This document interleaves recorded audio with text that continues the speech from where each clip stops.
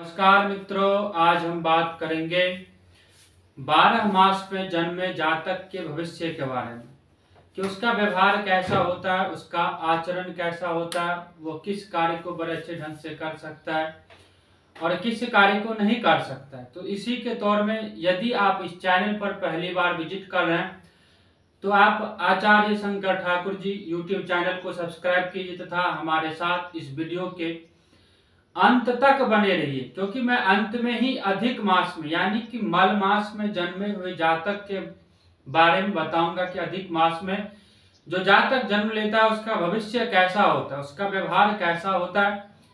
क्योंकि अधिक मास को हर कोई एक बहुत बुरा मास कहता है, मल मास कहते हैं कि मलों का मास होता है। ऐसी स्थिति में यदि कोई व्यक्ति या किसी जातक का जन्म मल मास में होता है, अधिक मास में होता है, तो उसका भविष्य कैसा रहेगा, उसका चाल चरण कैसा रहेगा, उसका चरित्र कैसा रहेगा, इसी के बारे में चर्चा करेंगे। तो नमस्कार, सबसे पहले चैत्र मास के बारे में बात करते हैं। चैत्र मास में उत्पन्न जातक सदैव प्रसन्न रहने वाला होता है, अहंकारी होता है, सुंदर स्वरूप वाला होता है, देखने में एक आकर्षक व्यक्तित्व होता है। उसका जो आंखें होता है वो लाल नेत्रों वाला होता है, लाल नेत्र वाला होता है, रोष युक्त होता है, एकदम से भड़क जाने वाला होता है, रोष भरा रहता है उसके अंदर, और स्त्री में कहीं ना कहीं आसक्त रहने वाला होता है। इसीलिए उसका जो चरित्र होता है वह स्टेबल नहीं रह पाता, बार बार डगमगाता है, फिर सुधार लेता है, फिर डगमगाता है, फिर सुधार लेता है। अब बात करते हैं वैशाख मास में जन्म लेने वाले जातक के बारे में। इस मास में उत्पन्न जातक भोगी होता है, प्रत्येक वस्तु को भोग लेने की इच्छा रखता है, धनी होता है, प्रसन्न चित्त तो होता है, क्रोधी भी होता है, सुंदर नेत्र वाला होता है, उसका जो आंख होता है बड़ा सुडौल होता है, सुंदर नेत्र वाला होता है, और स्त्रियों का प्रिय भी होता है, प्रत्येक स्त्री में उनसे प्रेम करना चाहता है। अब बात करते हैं ज्येष्ठ मास में उत्पन्न जातक के बारे में। देखिए, इस मास में उत्पन्न जातक में परदेशी पवित्र हृदय होता है। परदेश में यानी कि किसी दूसरे देश में जाकर वास करने का योग बनता है। पवित्र हृदय होता है, मन के अंदर किसी प्रकार का छल कपट प्रपंच नहीं रहता है। धनी होता है, दीर्घायु होता है और सद्बुद्धि युक्त होता है, और अपना जीवन यापन बड़े उचित ढंग से चलाता है। अब बात करते हैं आषाढ़ मास के बारे में, यानी कि आषाढ़ मास में जन्मे जातक का भविष्य कैसा होता है।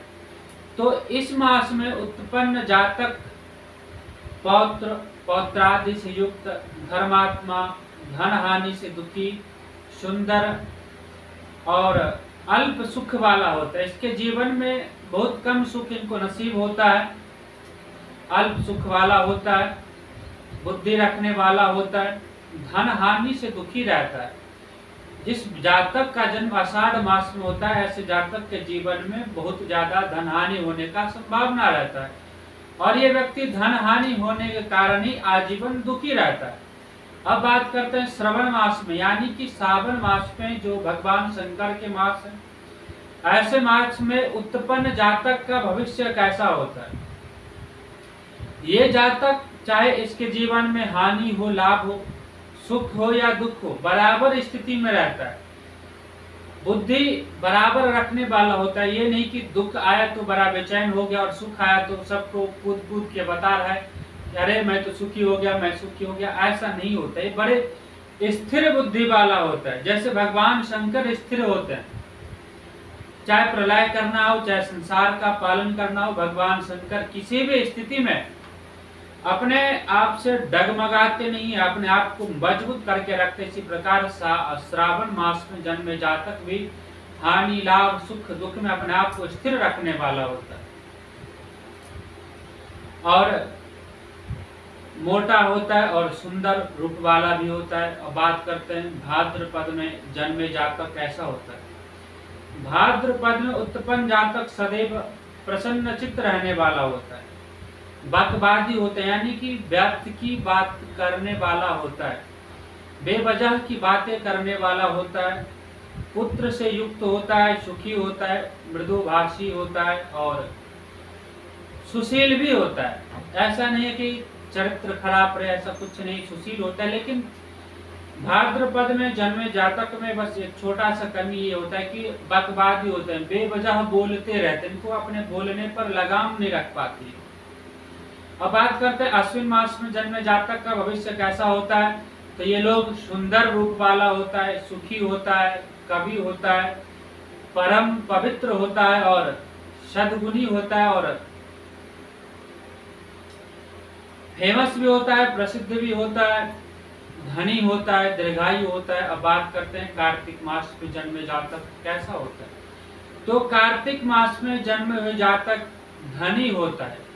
जो कार्तिक मास में जन्म लेता है ऐसे व्यक्ति 100% धनवान होता है, धन से युक्त रहता है, वाणी भी सही रहता है, कामी होता है, यानी कि इनके अंदर कामासक्त भावनाएं ज्यादा होता है, काम की पूर्ति करने के लिए ज्यादातर स्त्रियों के प्रति आकर्षित होता है। लेकिन इनमें एक छोटा सा दुर्गुण ये होता है कि ये बुद्धिहीन होता है, इनके अंदर किसी प्रकार की बुद्धि नहीं होती, दुष्ट होता है, क्रय विक्रय करने वाला होता है, पापी और दुष्ट हृदय होता है।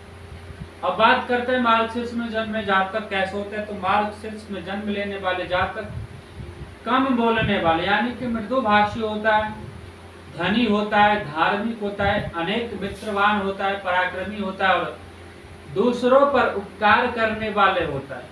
अब बात करते हैं पौष मास में उत्पन्न जातक कैसा होता है। तो पौष मास में उत्पन्न जातक वीर होता है, प्रतापी होता है, अपने कर्मों से सभी को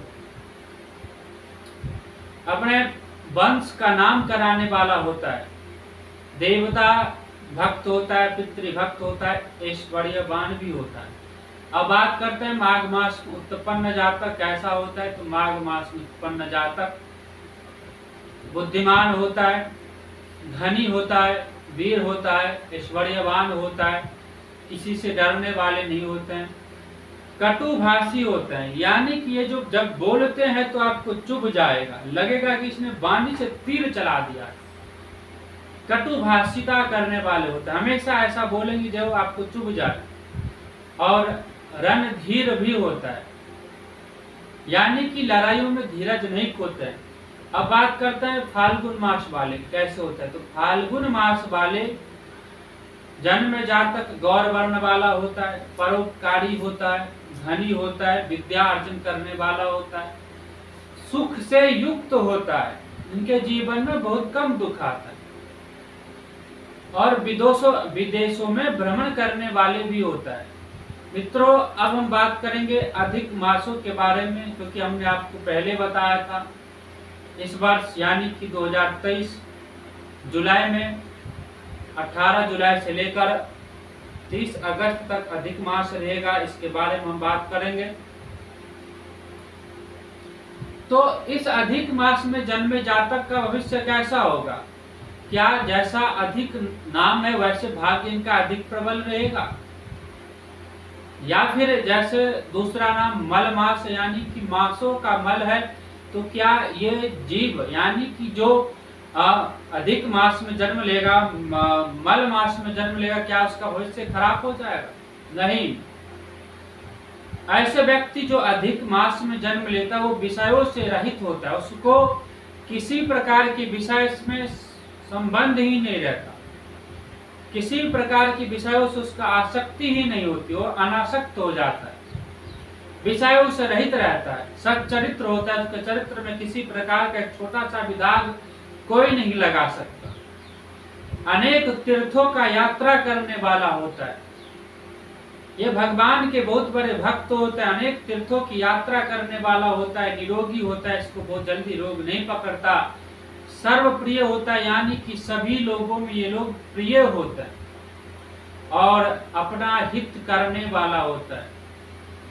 किसी भी कार्य को करने से पहले, चाहे वो परमार्थ के लिए हो, चाहे समाज के लिए हो, चाहे स्वयं के लिए हो, इनको अपना हित पहले दिखता है कि मैं यदि ये कार्य करता हूं तो इसमें मेरा क्या हित होगा। सबसे पहले ऐसे व्यक्ति अपने हित को देखता है, फिर दूसरे को हित को देखता है। मित्रों, ये था 12 मास में चैत्र, वैशाख, ज्येष्ठ, आषाढ़, कृष्ण, श्रावण, भाद्रव, आश्विन, कार्तिक कार्तिक, मार्गशीर्ष, पौष, माघ, फाल्गुन और अधिक मास में जन्म लेने वाले जातकों का फल, क्या रिजल्ट मिलता है, कैसा फल होगा। यदि आप इस चैनल पर पहली बार विजिट कर रहे हैं तो आचार्य शंकर ठाकुर जी चैनल को सब्सक्राइब कीजिए तथा बेल आइकन बटन को दबाइए तथा हमें फेसबुक पर भी फॉलो कीजिए, इंस्टाग्राम पर भी फॉलो कीजिए एवं इस वीडियो को अपने इष्ट मित्रों में शेयर कीजिए ताकि इसका लाभ सबको प्राप्त हो सके और सब ज्योतिष का ज्ञान प्राप्त करके अपने आप को कृतार्थ कर सके। इतना कहकर मैं अपनी वाणी को विश्राम देता हूँ। तब तक के लिए नमस्कार।